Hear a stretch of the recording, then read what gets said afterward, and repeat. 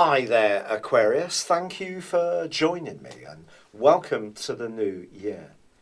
This year begins with a cluster of energy centred on two distinct areas of your horoscope. The first concerns the area which is to do with the more psychological, unspoken or unseen elements of life, the 12th solar house. The second is very much more to do with life's more tangible areas, the foundations of your world. And the great news this week is that Venus, the planet of love but also of attraction, pitches up in this sector of resources where she will be for 28 days. This points towards an improvement in your income almost straight away, and this is going to be something you can really celebrate. But you also have Mars and Neptune combining in the same area. So it's going to be important that if you are setting some goals and aspirations for 2017, that they're realistic. Because Neptune, when it links with Mars, can be a trickster combination.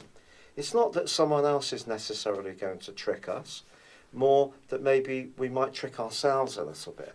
So if you are pursuing any goals, they need to be realistic ones. What's going to help you, however, is your ability to work quietly and patiently behind the scenes, to do your research, to take soundings, to listen to your hunches. And all of this comes from this clustering of energy in your 12th solar house. But Mercury is, it's true, still going backwards. And there may be some sensitive issues or material, perhaps issues that have cropped up over the Christmas holidays that you're going to want to process. But by Thursday, Mercury rewinds into your sector of your future aspirations. Here, of course, you have your traditional ruler of Saturn. I think Mercury's retrograde into this area is just going to help you to check out that some of your hopes for this year are really what you want. If some of them have seemed a bit blunted or uncertain, this is your chance to clarify things. So see it very much as a positive. But if trust has been an issue around certain involvements, I do feel that you may have to think again. And perhaps there are some people that are not actually living to the standards that you want from them, and that could see those friendships come under a degree of scrutiny.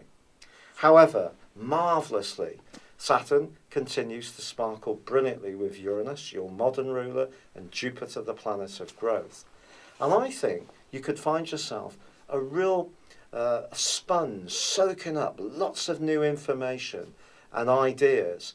Now, of course, you can very much be an ideas person.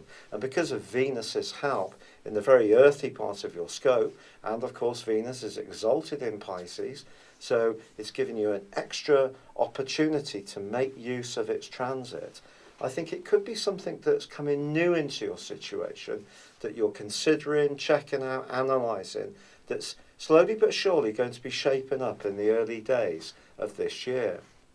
But there's also a quarter moon which occurs on Thursday, and if there is some gossip doing the rounds, or you find yourself worrying about something that you can't personally control, you're going to need to try to battle with yourself not to do this.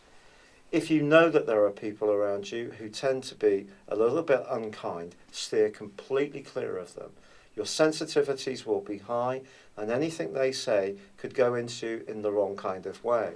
But by the end of this week, as Mercury gets that toehold back into Sagittarius, and Mars and Pluto combine in a stunning way, and Mars is free of the shimmering but distorting influence of Neptune, you have a marvellous opportunity to really start to cook and get cooking on the things that you feel you can work with to improve your lot in this new year. And it may be that it's your penetrating insights and ability to get beneath what's the obvious that's going to be really important to the ideas that you're percolating. It's been a real pleasure being with you. Thank you for joining me. Good luck and goodbye for now.